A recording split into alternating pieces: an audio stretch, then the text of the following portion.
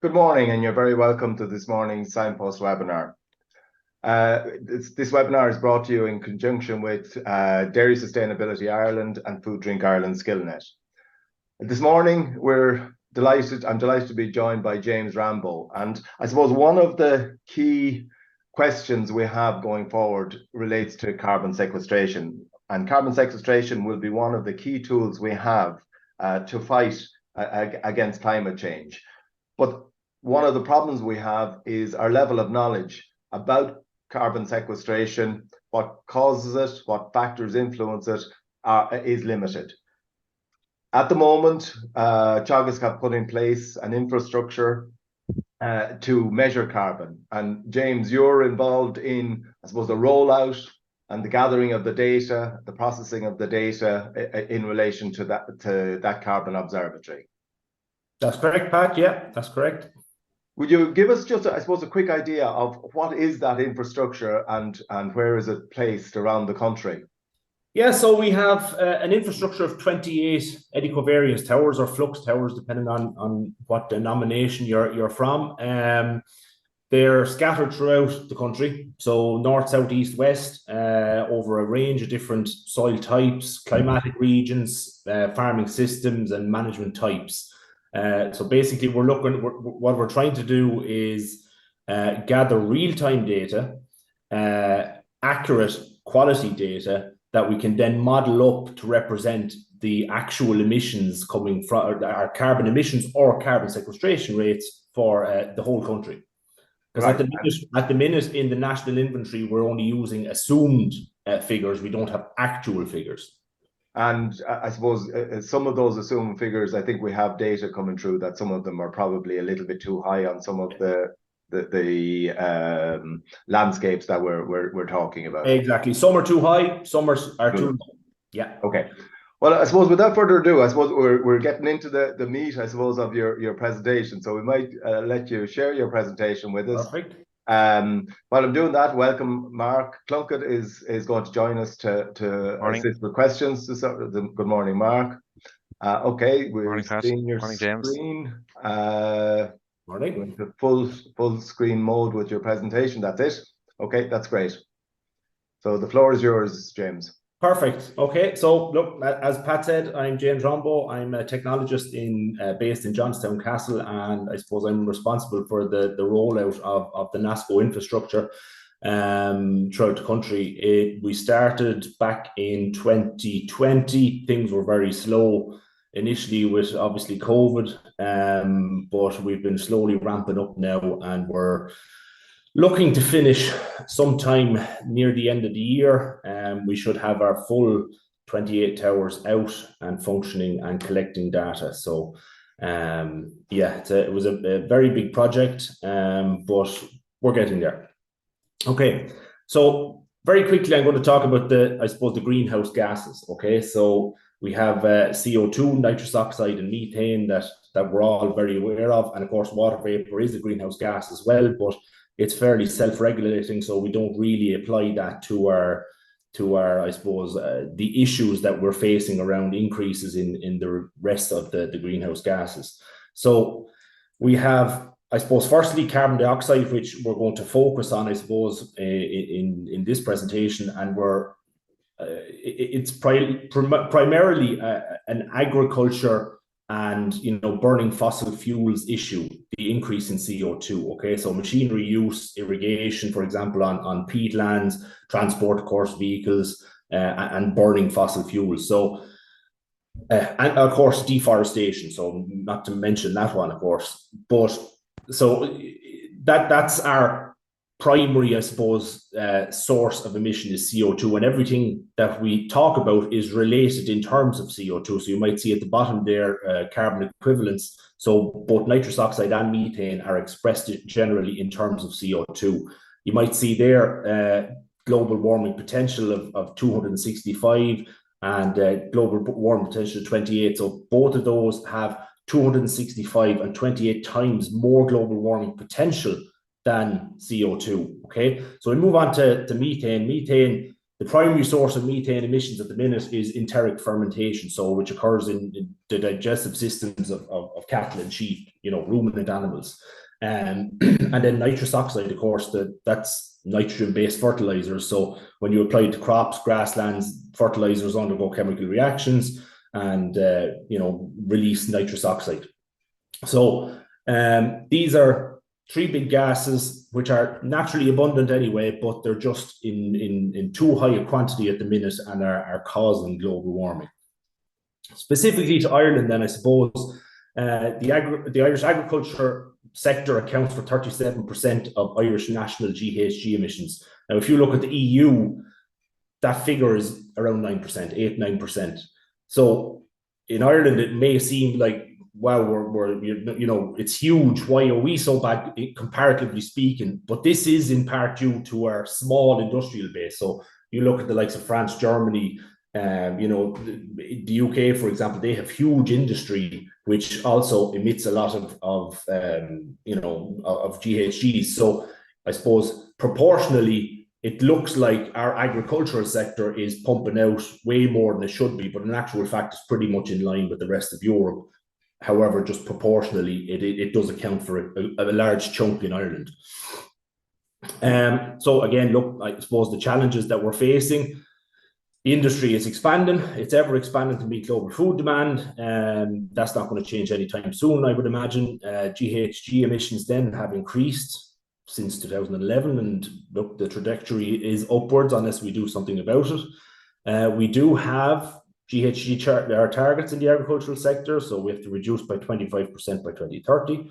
And then our land use emissions and carbon sequestration by 37 to 58% reduction in emissions by 2030. So we also have increasing political pressure, of course. The EU Green Deal, as we know, there's an increased emphasis on plant-based diets, and the likes of the Dutch farm protests, for example, for the suggested herd decrease there. And we must reach carbon neutrality by 2050.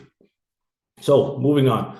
The agenda, we'll just quickly talk about 4 sections. So ecovariance, I suppose the fundamentals, the challenges that we faced and are facing in installing this infrastructure, how we are overcoming challenges or how we've overcome challenges, and then future direction. So where the technology, I suppose, will go, or where the research and the data will end up bringing us into the future. So in section 1, as I said, I'll just give a brief description of what ecovariance is, and then speak a bit about NASCO and I suppose the benefits that we aim to bring to the country by using this infrastructure. Okay, so what is ecovariance? So this is, I suppose, pretty much your carbon cycle. So ecovariance measures net ecosystem exchange. Okay, so photosynthesis during the day, plants are photosynthesizing, so they're pulling in CO2 to undergo their natural processes. Okay, whilst that's happening, the ecosystem itself is also respiring. So as in the diagram, you have microbial decomposition, root respiration, stem and leaf respiration, etc. And then you have the soil itself, which is also the bacteria are respiring within the soil. So you have this in and out motion between, in terms of CO2, you have CO2 coming into the system and you have CO2 leaving system. So you have that every day. It doesn't ever stop, okay? So we need to be able to measure, in order to quantify, I suppose, our emission rates or our sequestration rates, we need to know how much CO2 came in and how much CO2 left. Now, when we talk in terms of carbon, there's not just CO2 we have to look at carbon as a whole. So if we're talking about an agricultural field, for example, a typical long-term grassland, you need to know your imports and exports. So if you've come in with slurry, for example, you've added carbon. If you go in and cut a silage harvest, you've removed a load of carbon because you've taken that grass away. So you need to account for that when you're doing up your figures. Okay, so I spoke briefly there where you have that in and out of CO2. Okay, so that actually ends up forming these little eddies, right? And I've kind of tried to describe it in image here, and there's a little tower there, which represents the eddy covariance tower. So the air actually moves in pockets of eddies like this, and it moves across the landscape in an upwards direction, certainly during the day. And each of these eddies is carrying different greenhouse gases. Okay, the one we're particularly interested at the minute is CO2. So as I suppose the eddy comes into contact with our analyzer, it will measure in a large eddy, for example, it will measure 2 CO2 molecules going in, and then when the eddy comes back around, it'll measure 1. So the difference there is 1. 1 more has left than has come in. Okay. Typically, the instrumentation, sorry, I shouldn't have moved on there. Typically, the instrumentation is a sonic anemometer. So that's just it looks like a claw, I suppose, and it's measuring 3-dimensional wind direction and speed. And that, coupled with an analyzer, gives us, I suppose, our CO2 concentration. Okay, now that's measuring at 10 hertz, which is 10 times a second, and it measures all year round for the duration of however long you want it to measure. Typically, we'd like to gather 20, 25 years, 30 years data sets, because obviously every year is different, as we know. So when we have that data, because it's coming in at 10 times a second, it's very hard to try and analyze that data. So we average it out over 30 minutes. Okay, so we take a 30-minute data set and average it out. Now we can actually look at it and make sense of the data that's coming in. Okay, I suppose the advantages of using the eddy covariance technique is that we're getting real-time continuous measurements. So you can account for management changes and see the response to management changes instantaneously. Okay, so there's no lag, if you like, in if you go out and you plow up today, the result will be instantaneous in terms of CO2. We'll pick it up immediately. We also, I suppose, it allows us to capture the seasonal variations in CO2 levels, or after fertilizer applications, for example, we'll be able to capture plumes of CO2 that arise after an application of calcium ammonium nitrate, for example. So that's, I suppose, the basics of eddy covariance. I go into it more as I suppose as we go on in the presentation. But referring now to the National Agricultural Soil Carbon Network, or NASCO as we call it, the benefits and the reasons why it's being established. Okay, so it's, I suppose, as I made reference to earlier, the figures that are in the national inventory at the minute are assumed figures, but we want to improve and model and map that carbon uptake and release from agricultural soils, which we currently don't have. We need to be able to account for carbon sequestration rates based on climatic conditions, soil type, and management practices. So to give a brief example of that, if you have a permanent grassland, you go in and plow, all of a sudden in that instant, you're losing carbon out of your ground. Okay, so you've opened up the ground, and now all of a sudden the bacteria has gone into hyperdrive and it's starting to break down the carbon that's in that soil, and it's being released as they respire as CO2. So we'll also get a better understanding of mitigation measures to increase carbon sequestration. So instead of ploughing, for example, instead of ploughing, you could maybe look at direct drilling, or instead of having just a ryegrass sward, you incorporate multi-species into your grazing platform. So that's another element of it. Then, of course, the national inventory, as I referred to earlier, national inventory and emission factor refinement. So we'll have actual figures that go into our national inventory. They will be reported back to the EU, of course, and they'll help, I suppose, bolster this potential carbon market that's coming down the line. And then having that data set will allow us also to participate in the EU ICOS. So the ICOS is the Integrated Carbon Observation System, system network. It's an EU-wide network where all of this eddy covariance data gets fed back in. Now, they've very, very strict criteria and data management policies and all of that, but it will allow us to submit data to there and, I suppose, help bolster the Europe-wide data set in terms of carbon emissions and carbon sequestration. Okay, so we'll very quickly go on to section 2. So the challenges we face and are facing during this setup. I've put in a picture of David and Goliath there because it certainly seemed at times like we were facing Goliath. But the 2 topics in particular I'll talk about are site selection and permissions and data management and storage. So I suppose the issues that we encountered fall into these categories. Okay, so ecological representation, permissions, access being access to the site, environmental impact, communications, and safety. Now, if there was a matrix established by Dr. Gary Lanigan, where he selected the site based on a number of criteria, okay? That refined, obviously, all of the potential sites down to a manageable number.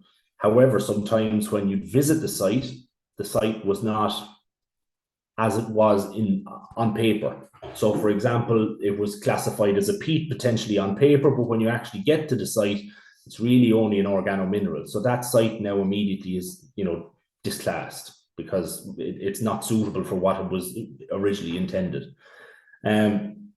So again, when we encounter those situations, we revert back to the matrix, re-input some data from different sites, and the outcome gives us another potential site.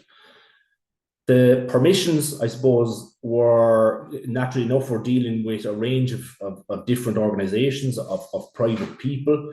If you have, private farmers, you're coming onto their land and you're asking them, can we occupy, a small area, albeit of their ground, but you have also the implications of that, okay?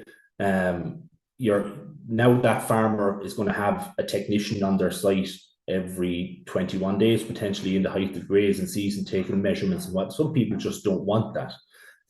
So I suppose there was an element of meeting them face to face, explaining the process, giving them a time frame of this experiment, that it's a long-term time frame, and that I suppose the area that is going to occupy.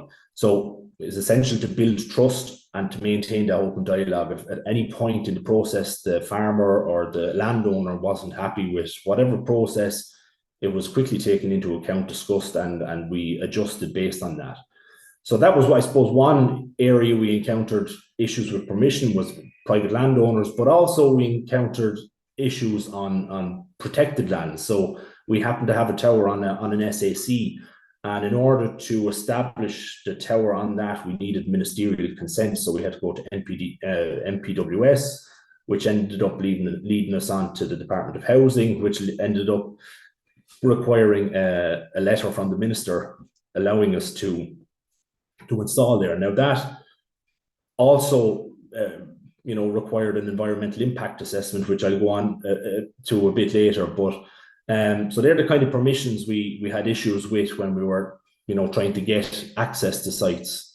So I suppose the third point then is very relevant: access. So if there wasn't adequate access to a site, then also it was discontinued or discounted, because if you're having to walk 10 kilometers into an area where to install a tower, that's unfeasible, albeit we do have one site where we did have to walk about 1 kilometer into a bog.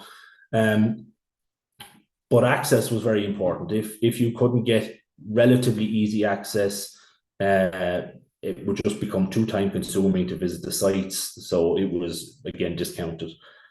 So I go on to the environmental impact here. So there was a few sites there where we had to do an environmental impact assessment to, I suppose, ensure that any ecologically sensitive species weren't going to be adversely impacted, I suppose, by our install and ongoing maintenance. So once they were completed, again, they were submitted, reviewed, and we were granted permission or not.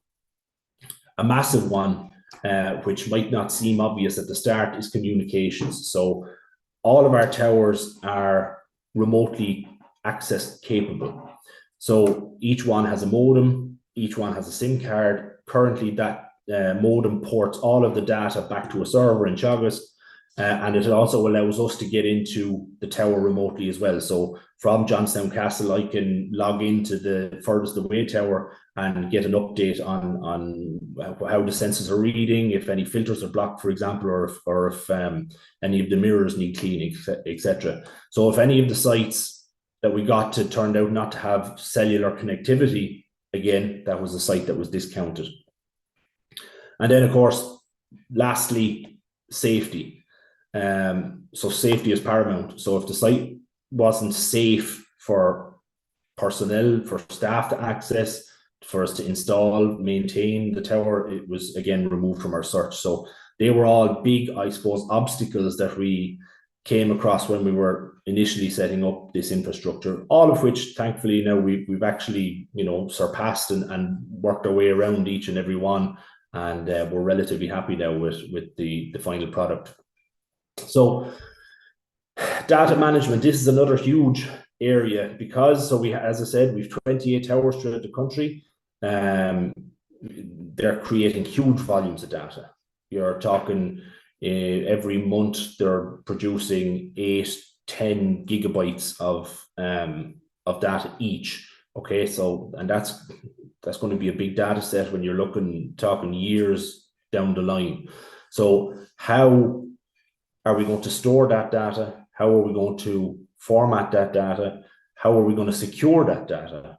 And how are we going to make it accessible to that large data set? How are we going to make it accessible to people?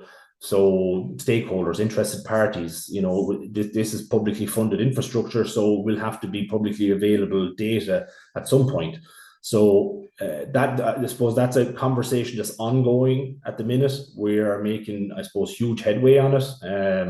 We've recently hired a data management technologist in Teagasc. So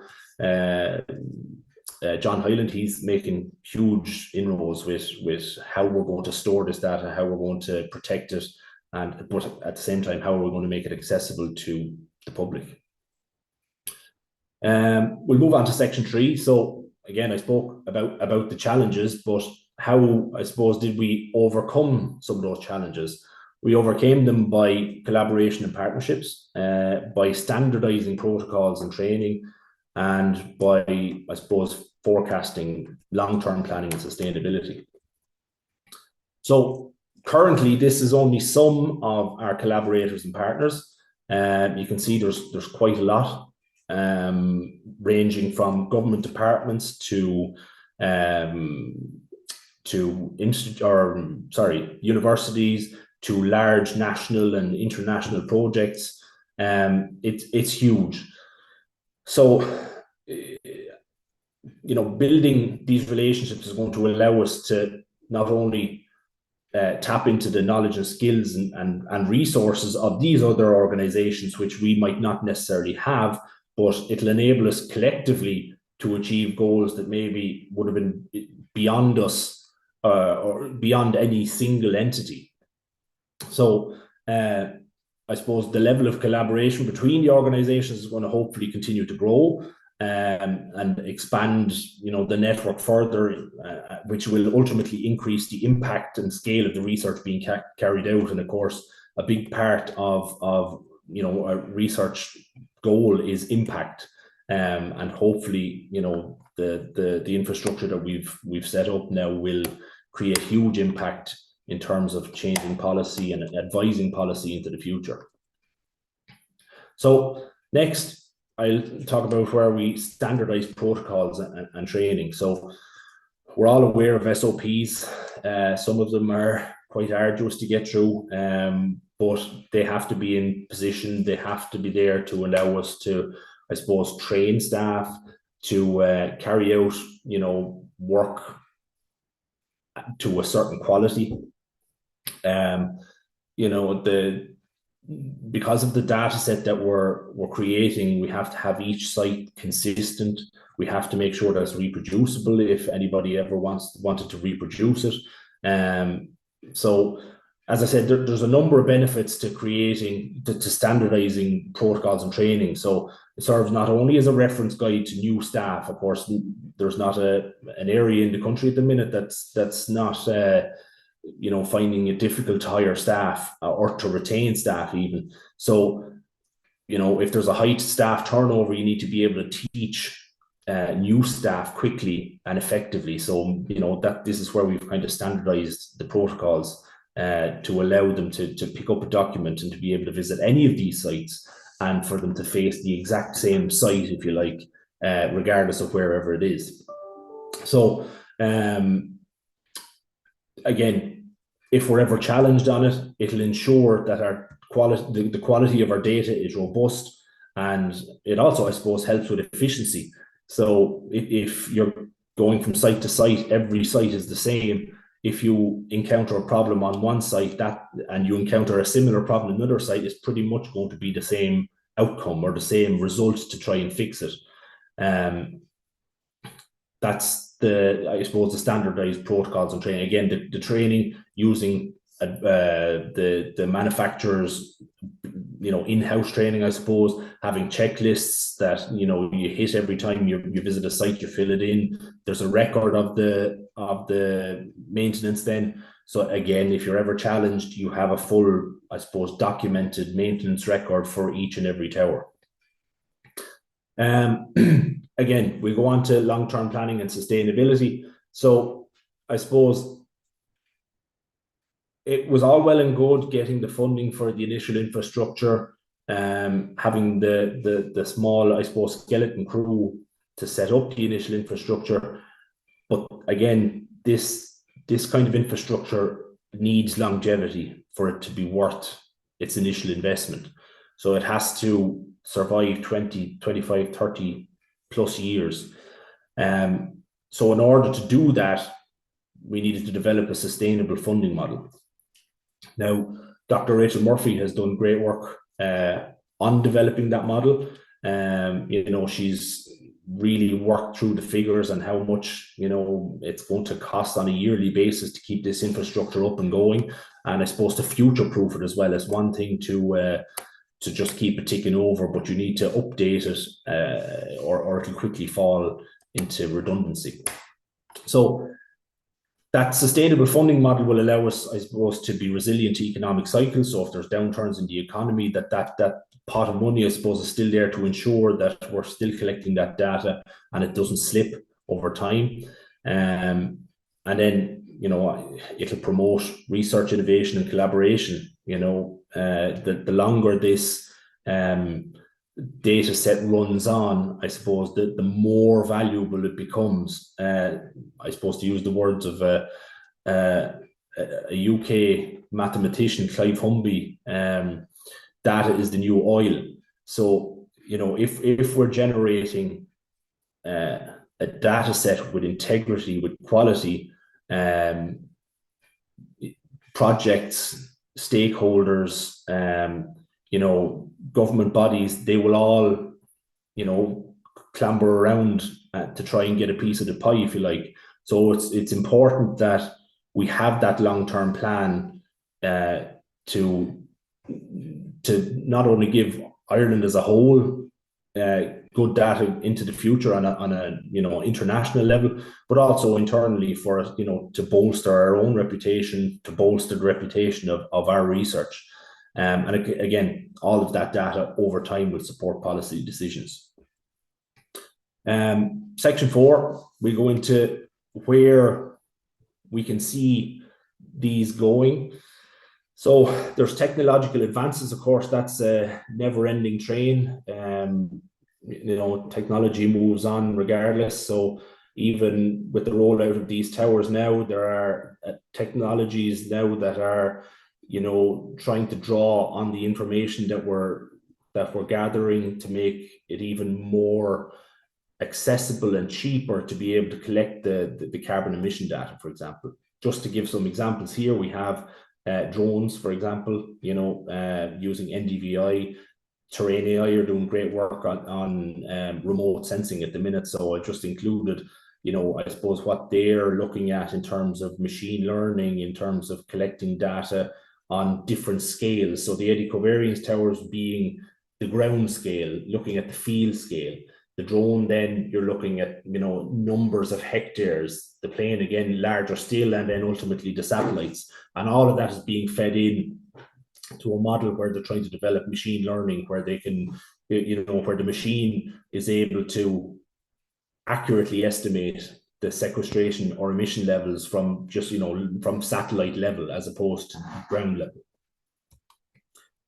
Again, having this infrastructure is going to allow us integration with other monitoring networks. So ICOS, which I've already made reference to, Terrain AI, of course, we'll be feeding data to them, which I've referenced already about the machine learning and the remote sensing. The Agricultural Catchments Programme, of course, so some of the towers which are within NASCO are actually Agricultural Catchments Programme funded. So there are 5 altogether at the minute, and they're scattered throughout the country on 5 different catchments. And then it'll allow us to participate in CAMS as well, which is the Copernicus Atmosphere Monitoring Service. So it's I suppose, an EU atmosphere monitoring service, which will be, again, invaluable for cross-country collaboration. So that just brings it to the end, I suppose, of our discussion. If anybody has any further inquiries, our contact details are on the screen now, and they'll be made available later. So if anybody has any questions, I'd like to thank you for listening, and I will answer any questions. Okay, and just to remind people to use the Q&A for questions. I suppose a couple of things. Oh, sorry, you might stop sharing your presentation there. Yeah. James. A couple of things spring to mind.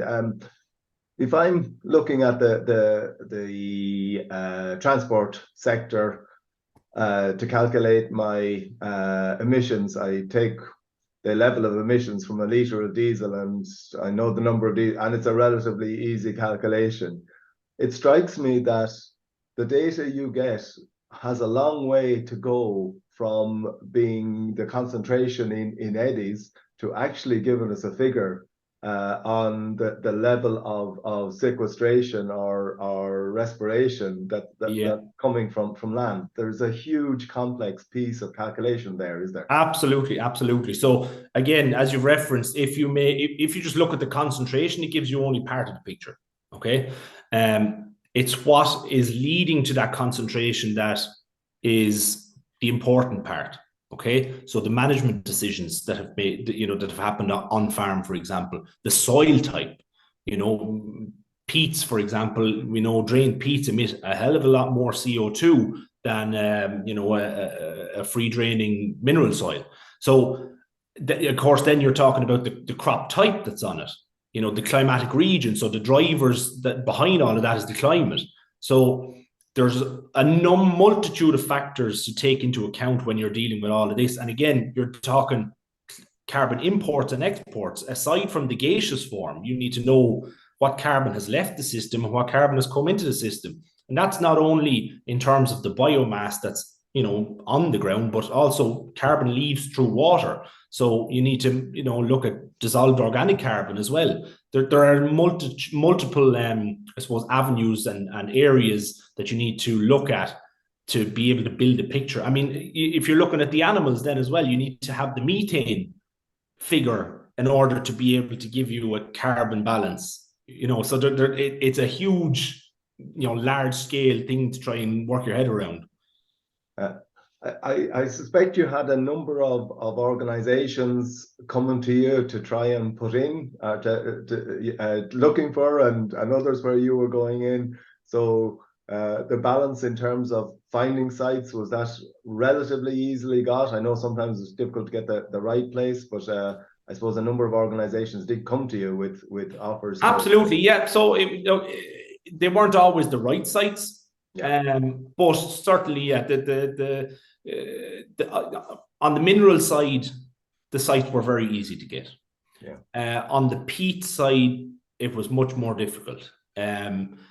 The reason being that, like, a peat is so diverse, it's so difficult to classify that, almost two fields side by side, they might be what you would call peat, but they might be in two very different states of degradation or of drainage or of type of peat. So trying to get sites that were representative of a large area was very difficult to do. And actually, we still have 2 sites that we're trying to kind of really tease out and work through. Hopefully we'll get it done and dusted by the end of the year, but it's proving to be very difficult in terms of the peat. Yeah. And presumably the emissions and the management practices that are possible on a blanket peat compared to a raised peat are just chalk and cheese. Absolutely, exactly. Mark, questions flying in. James, yeah, there's a lot of questions, James. A lot of compliments on your presentation. Well done, James. There's a number of questions here around soil carbon, and what role do soil carbon measurements play within the program? So again, our measurements give us the actual CO2, exchange, if you like. But at the minute, the Signpost program are rolling out their actual soil sampling phase. So they're looking at soil carbon sitting in the first 10 centimeters and then down to a meter in the soil profile. Okay, so that'll give us, on our Signpost farms, that'll give us the carbon stock that's currently there, right? And that then we'll have a starting point. We'll have the tower monitoring events over a 5-year period. Then the Signpost will be back in, they'll sample again and get the new result. Okay, so whether that be up or down in terms of soil carbon, we will have the picture with the eddy covariance tower telling us the story of why it's up or down in those 5 years. So there's a lot of work going on currently looking at soil carbon. Yeah, and they're being established as we speak, James, out on the Signpost farms, as you say. There's another question here as well, James. Is it possible to distinguish between agricultural-based emissions and a cement factory emissions located in many an agricultural area? So can you differentiate where the emissions are coming from?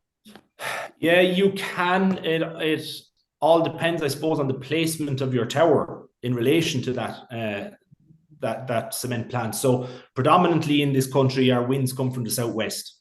Okay, so if you were to place your tower northeast of the cement plant, you would find it quite difficult to disentangle what emission comes from the cement plant, what emission comes from the actual agricultural field, if you like.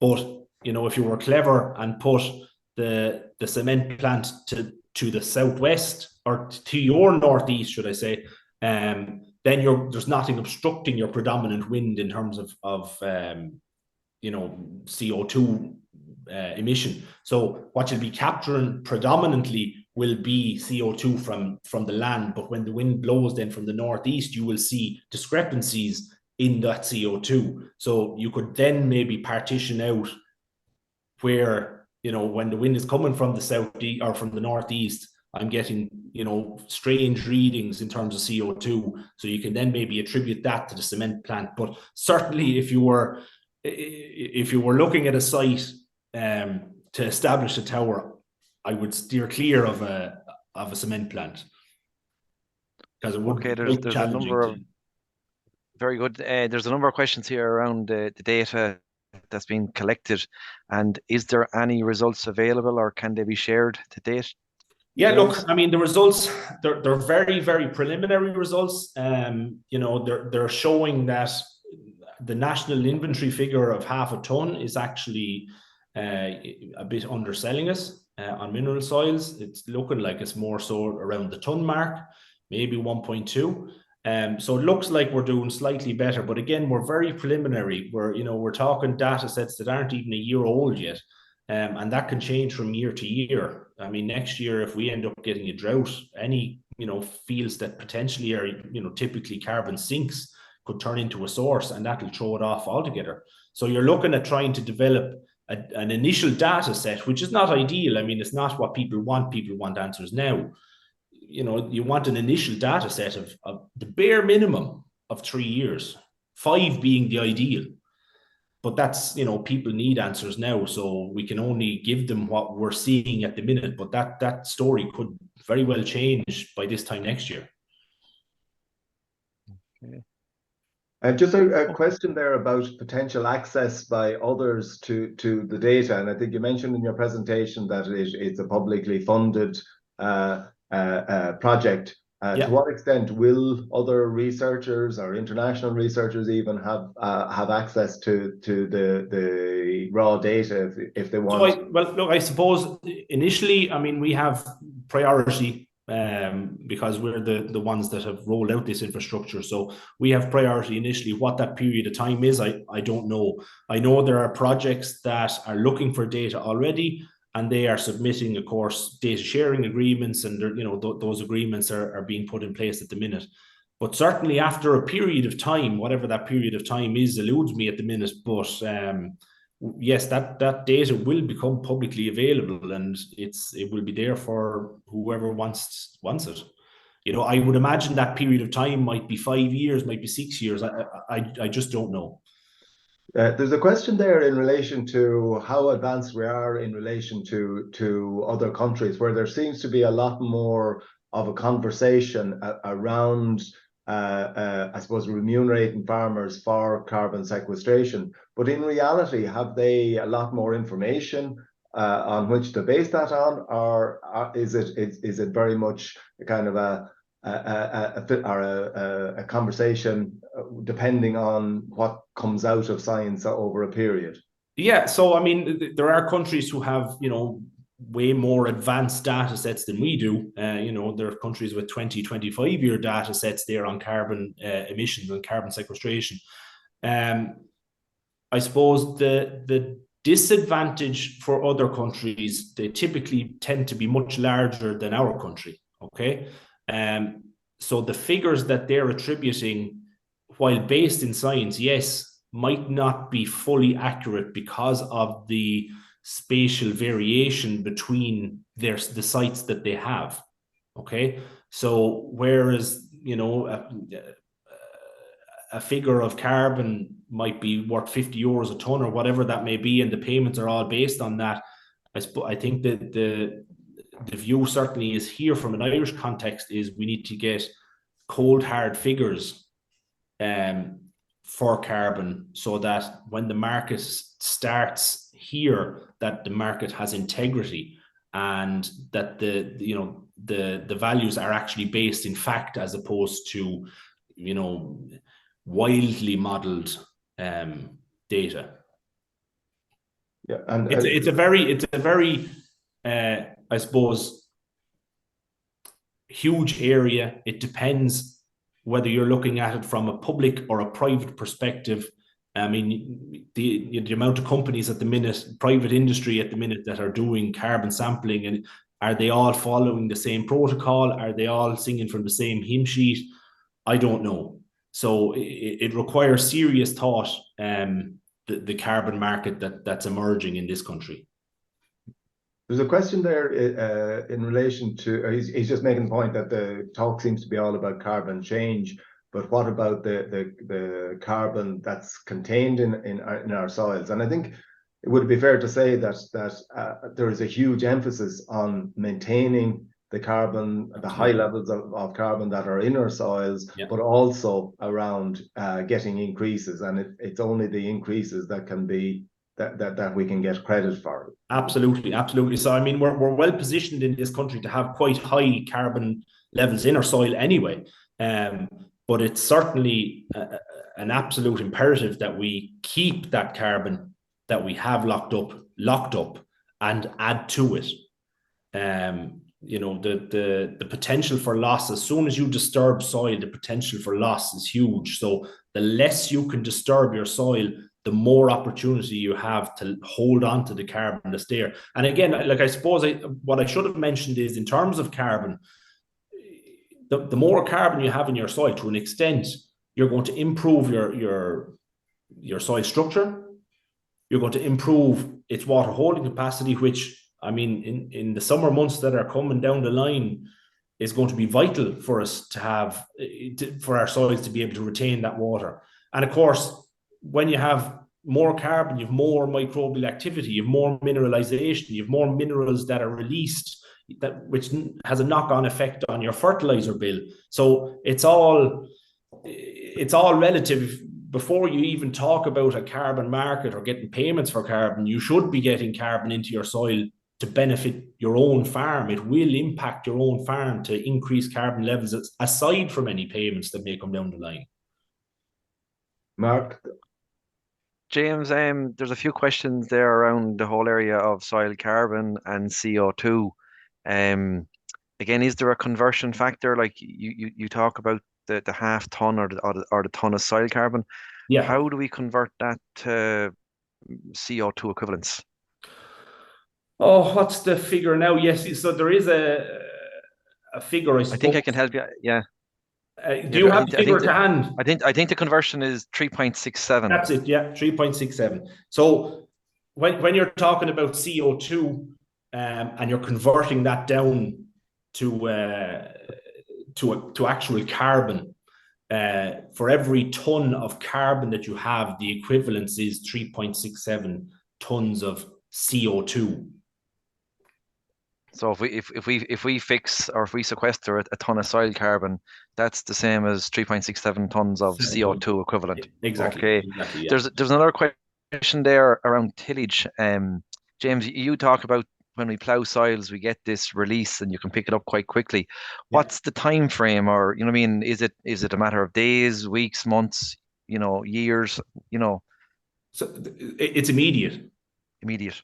Yeah. So as soon as the soil is broken, you will see an increase in CO2. And that's why it's vital. So a tillage system, if you like, is a system that's forever in loss, because you're always, you have to go in and disturb the soil by the nature of the beast that it is. But it's about minimizing those losses. So going in with cover crops, for example, as soon as possible after harvest, instead of a ploughing system, maybe looking at direct drilling. It's about, again, it's not always easy to say when you're looking someone with, money in their hand, but instead of selling your straw, maybe look at chopping the straw. Maybe not every year, but every 3-4 years, chop the straw, put it back in. It's all about trying to keep the carbon that's there from being lost. So if you're putting in cover crops, if you're chopping straw, if you're going in with direct drilling instead of ploughing, again, you're minimizing the disturbance. You're allowing that soil to recover, I suppose. Yeah. A question there. Do you have any flux towers in forest or in forest areas as well as agricultural? And is there a whole different calibration of the systems to take on board forest systems? So it actually, we as Teagasc don't have one on a forest system at the minute. There are other, NUIM, Maynooth have one there. Trinity have a couple out on forests. It's actually, yes, they're slightly different setups. Obviously, the forest one is an awful lot taller because it has to be above the canopy, but it's actually an easier system to monitor than an agricultural field, because you can imagine the amount of activity in the forest, certainly anthropogenic related activity is quite minimal. Whereas, if you're looking at an intense dairy system, every 21 days, there's animals going into that field. So you have to be there to account for the grass that grew, the grass that was grazed, the grass, that was taken away. There's an awful lot more involved on a much shorter time scale looking at agricultural systems than there is on forest systems. But we will have one on an agroforestry system set up in Johnstown Castle by the end of the infrastructure. So that's looking at incorporating, I suppose, trees and grassland. It's not a full forest or a woodland, as you call it, but it's a grassland with significantly more trees than would be in a typical grassland. Okay, and just out of curiosity, if you have, or do you have an ability by using wind direction to look at a number of different, I suppose, management factors at a single eticovariance tower? Yes, but the issue there is you're reliant on wind direction.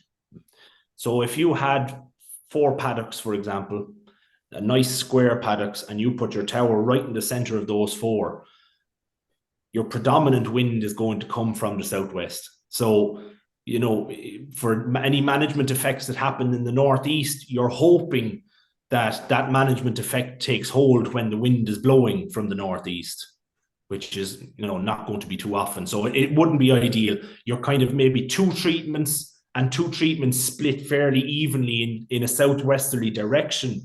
You could, but it's ideally you want just the one management type in your footprint.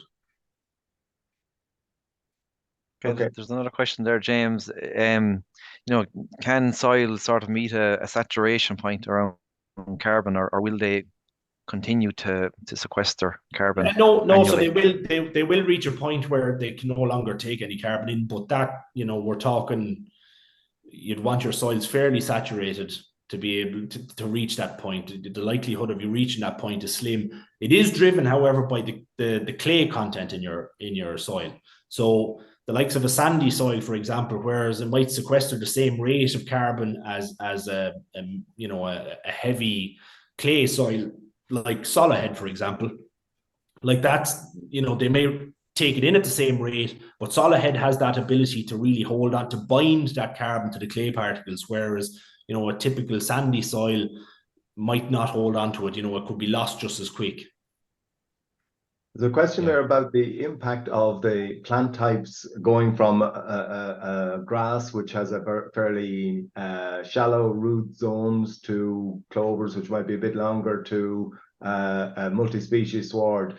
Is there a possibility that could have a significant impact by burying carbon deeper through those longer rooting plants? Absolutely. So typically, the main bulk of your carbon sits in that top 10, 20 centimeters, 30 centimeter part of your soil profile. So if you can get plants that have the ability to shed their roots much deeper than that, then you have the ability to, pull carbon and sequester it deeper in the soil than your typical ryegrass sward would be. Yes, absolutely. James, there's a question there. Could you please say a few words about the sensor measuring the CO2? Yeah, absolutely. So it's an infrared sensor. So it's using, infrared is heat. We all know it when we're using the heat lamps on the lamps in the winter. So that's what it's based off. And as I suppose the CO2 enters the analyzer, it hits this beam of light that's going back and forth across two mirrors. Okay, so the concentration coming in is taken by the difference in temperature between the inlet and outlet as it flows through the analyzer. That's how it measures it. And as I said, it measures it 10 times a second. So it's a continuous flow, if you like. There's no break in the data. It's able to pick up really minute changes. Okay, and there's a question there around the height. Do you adjust the height of the mast, James, or is it fixed?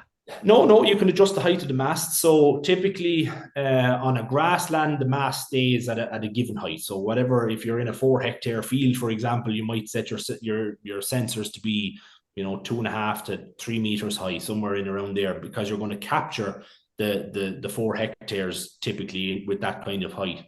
On a cropland is where you're going to have to start raising or lowering sensors. Okay, so if you had a field of maize, for example, when that maize goes in first, you're going to set your instruments a minimum height of 1.6 meters above the top of the canopy.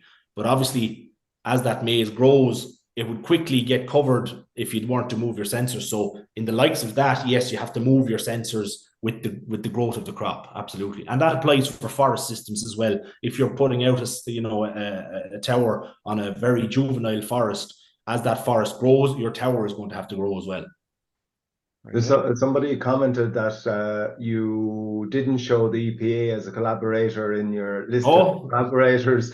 Wondering. I did stipulate it was only some. Stipulate it was only some. Very good. So they are there. But I suppose that one of the key questions in relation to the involvement of the EPA is the acceptance of I suppose some of the outcomes into the inventories over the next while, and that's presumably going to be one of the key parts where involvement with the EPA will absolutely definitely.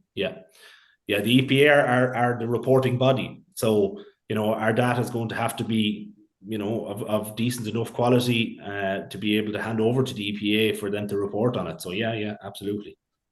A question there: is there an average cost of the estimated single tower, or do you want to say how much value you're putting out there? A CO2 tower now typically costs in the region of €80,000. And if you add the other gases to it? For every analyzer, so if you add a methane analyzer, the analyzer itself is worth 70,000, just the analyzer. And then if you're going into N2O, you're talking much lower concentrations of gas. Okay, so you're talking going from parts per million to parts per billion when you're looking at nitrous oxide. And again, to get an instrument to be able to record the very minute changes that could happen and happen instantaneously, depending on a rain event after a fertilizer application, for example, that instrument you're looking at 125,000, anywhere to 150,000 for just that instrument. So, if you have all three on a tower, you're very quickly over the $250,000. Okay, so yeah, it's a significant investment and a lot of people involved in bringing this, I suppose, from raw data into research. Absolutely, yeah. Currently, because we're still in the establishment phase, I suppose it's all fallen on poor Rachel. So Dr. Rachel Murphy's head to try and look at all of this data at the minute and make heads or tails of it. It's certainly no mean feat that she has ahead of her, for sure. Well, hopefully she's a better computer than the rest of us engineers. Okay, listen, I think we've answered a lot of the questions that have been posed. Absolutely fascinating. As the data starts to I suppose yield results and give us better ideas, I think it's going to be a constant process over the next number of years. Yeah. So we'll bring you back and potentially bring Rachel back to have a look at that data and what it's telling us about sequestration. I'd just like to thank you, James, for coming on. Mark, thank you very much for the questions. And we'll see you again, hopefully next week. Stay safe until we do. With that, goodbye. Thanks very much. See you. Bye-bye. Bye now. Bye-bye.